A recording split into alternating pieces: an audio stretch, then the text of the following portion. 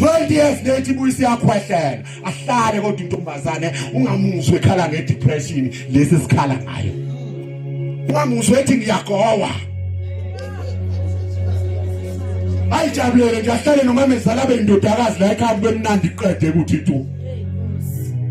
yini inkinga yethu number 1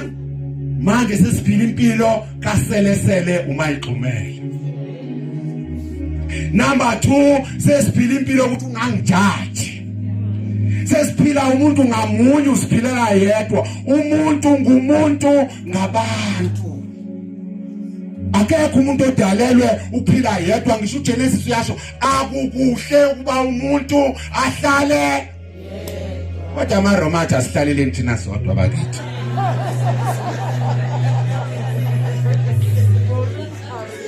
so lo wesifazane ke